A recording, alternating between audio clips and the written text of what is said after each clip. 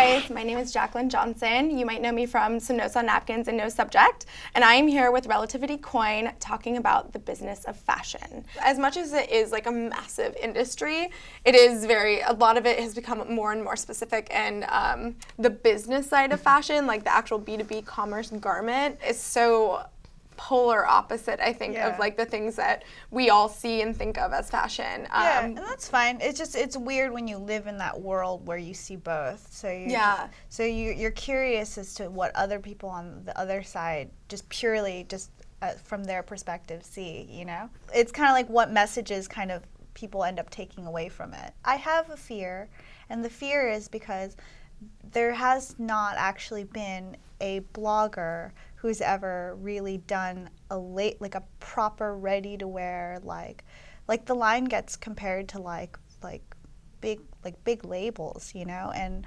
I'm really happy about that, but at the same time it's completely uncharted territory, and sometimes the first isn't necessarily the biggest or the best. So like I'm always nervous that it's not going to be received because you have this background that's like so heavily invested in something else, you know, and then you go and do something that's completely different. Plus, I don't have a traditional design school background, but like, you know, when you're smart, you can pick up anything. Yeah. So, what was that quote? I'm not in the business, I am the business. Nice. Killed it on that one. I think like my parents own their own company and they are entrepreneurs, and my dad, I remember so vividly, like, man of few words, but he was like, if you're not scared every day, then you're not doing something right when you run your own company. Like, you should potentially just live in fear. Yeah. when I started on Kott, it was so stressful, and I would like cry. And after work, I was just so overwhelmed that I just had to cry, you know, like that was, now I'm like able to handle all the stress fine, but man, when that was the beginning, oh my God. There's nothing like a good drive and cry. Yes. That's beauty of LA. Hard day, awesome. I'm alone. Yeah. Alone in my car. Yeah. What was the sort of impetus to start on Kott? Well, Science was founded, and they just wanted to start a bunch of companies. And Science is the CEO is Mike Jones, and I knew him from back in the Fluid Design days, and then MySpace days. And so they asked me to start an e-commerce business, and I was like, okay. And looked around and saw the marketplace and knew like what I cared about the most, and you know, picked a little niche of independent designers that were artful, and that's how it got started. How has it been working with like an incubator or accelerator? I mean, it's tough. I mean, there's like constant metrics and goals that you have to try to get to, and you know, then you have to get more money and all that stuff. It's tough, but with any company you have your own challenges. I mean, the benefit is definitely that they fund you in the beginning, and then they help you get raised, and they go through all the steps with you, and they have the experience of running lots of different businesses, and they have the metrics behind it, and they have a place to compare you to, and they're like hand-holding you through the process, which is great. They didn't have experience in e-commerce at that point. No one had built an e-commerce business, and especially in this period of time. So you still, both sides learn. What do you think the next big thing is? I know we talked about video, but like looking forward into fashion and Fashion Week and the way we're seeing things evolve, what do you think is next for fashion? I think it's going to start closing off more.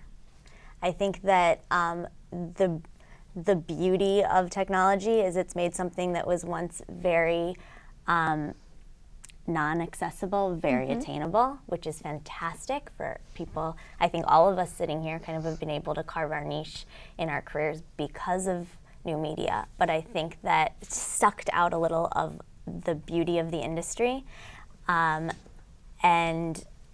a necessary evil with such development. I think that it's going to start closing off and kind of going back to basics. It should. Yeah. I was going to add, I think it will, and I hope it will. Yeah. Because, you know, like a lot of, from the design end, the delivery times, the seasons, the shows, like all in combination is just like, it's so overwhelming, and it's so ridiculous. Like, you know, like it's just the people can't keep up, and then most of the stuff doesn't, like, there's just so much product, and realistically we still live in a really bad economy, so like it's not like everyone's buying this stuff. So the idea is that like a lot of young labels nowadays have been coming out openly in their press, and when they debut, basically they just go F the seasons, and we're going to do monthly deliveries. You're going to get like coats when it's actually cold. You're going to get bathing suits when it's actually hot, you know, this kind of concept. And more designers are all doing that because it's just like everything has gotten too much. Like everyone goes to Fashion Week, right? But everyone really shouldn't, because then you have the whole world asking, well, why isn't this coming out until like spring 14? And you're like, dude, that's like 6 months away. The lines of B2B and B2C are very blurred, I think, in the fashion industry. And I think that more and more so in other industries, but I think very much so in the fashion industry. Like, it actually should just be for buyers and editors sometimes, you know, because they are the ones that need to, like, you know, hold it all back and release it when it's ready, kind of thing. And if you have people demanding for things now because they saw it, but it's not going to be done by the time it gets out, nobody's going to be interested anymore. And I mean, it's actually it's a disservice. Uncovet carries products from a couple of years ago too, you know, that are bags and, you know, whatever it is. I think that from a demand side, the customer still might want it, and they don't need the designer to come out with something new every single time. They just want that. A great black bag is a great black bag. You know, and so perhaps fashion will slow down a little bit. I mean, and then there's the pre-order, which is like even on Barney's, you can pre-order products. And so it gives the designer a chance to put it out there and then produce by how many were bought. I just want like instant satisfaction. Like I want to see like the order confirmation and know. That's totally understandable. I'm exactly the same way, which is why I think like things like I actually really like Supreme, and their motto is they release a lookbook and what they're doing a week before they're about to drop it all out. And so like basically like you see it, it gets everywhere, you want it, and look, a week later you can have it. Yeah. Waiting in line for it. Waiting in line. But that's the thing, and then it drums up that buzz, you know, and then people buy and it sells out, you know. Well, I think like Zara's done such a good job of that, where like they do like, you know, 4 or 5 lookbooks each season. They take so much information from their stores, so they actually look at like geographically what's selling in certain places, and their salespeople are supposed to be the mouthpieces back to the designers to like inform them of what they should be reproducing and what's selling like crazy. And I think it's so interesting, and like back to the conversation around like what do we think is the future? I think like omni-channel commerce is like the big like tech buzzword. Like, okay, you're, you know, flipping through, you know, your favorite brand's app on your phone. You're like saving some things to your cart. Maybe you do more shopping on your tablet, and then you like, you know, go and actually purchase either on the web or in store. And this idea that like that experience the dots should all be connected.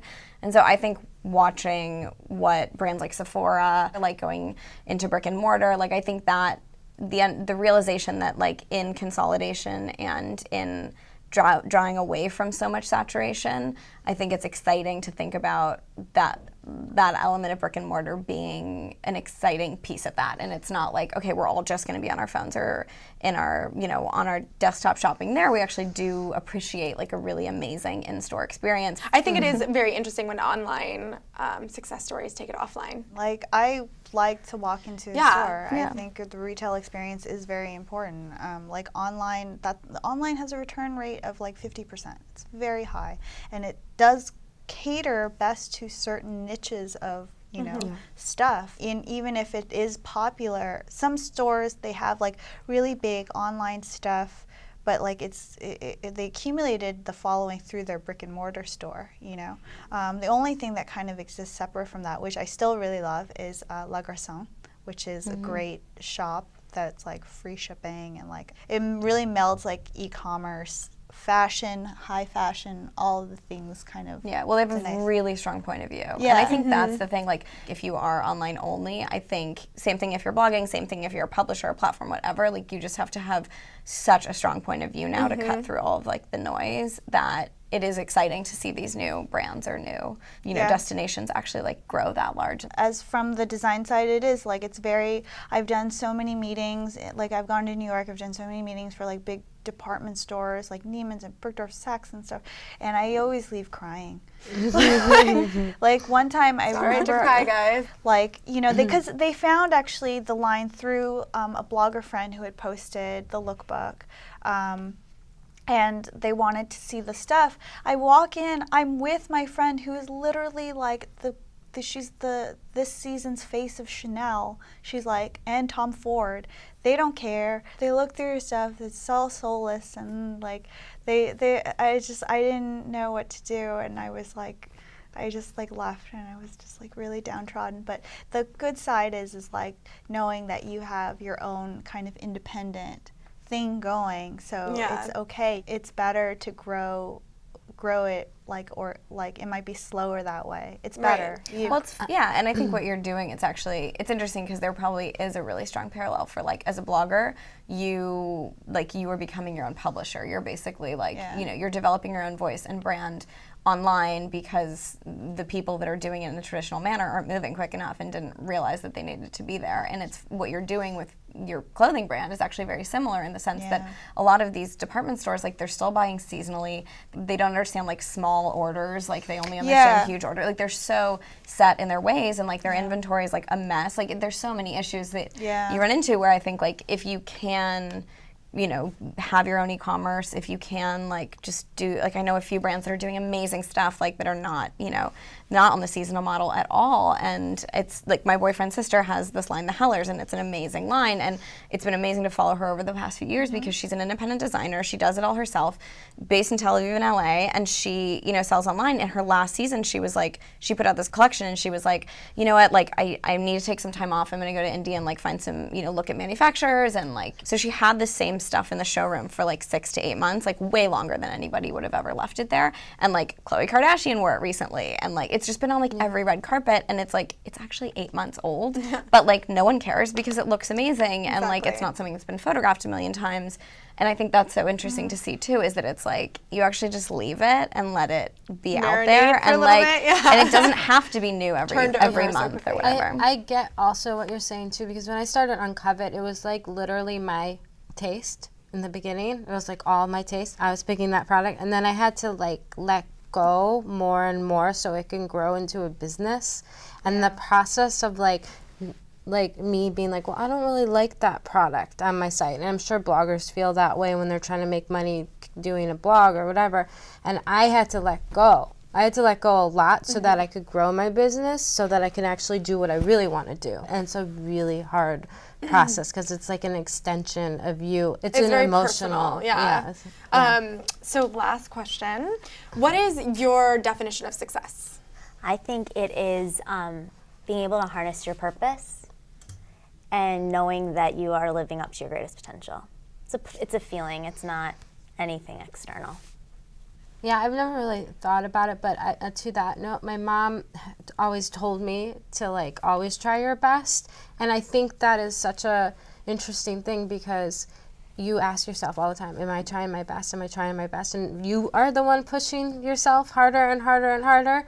And so at some, you know, like you can't really be satisfied unless you know you've exhausted it all.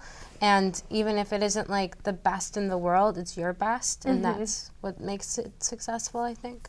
Yeah. Both really good ones. I would say, I think it's like to go where you can make the biggest impact. So I think for me, it's just always feeling like I'm making a big impact wherever I am and whatever I'm doing. And so as long as I'm making a big impact, I feel like I'll be feeling successful. Mine is just having peace of mind. Because quite frankly, I don't know what I would be doing if I wasn't doing all these things. And so I hope at some point I'll be able to relax. You'll get there. Yeah.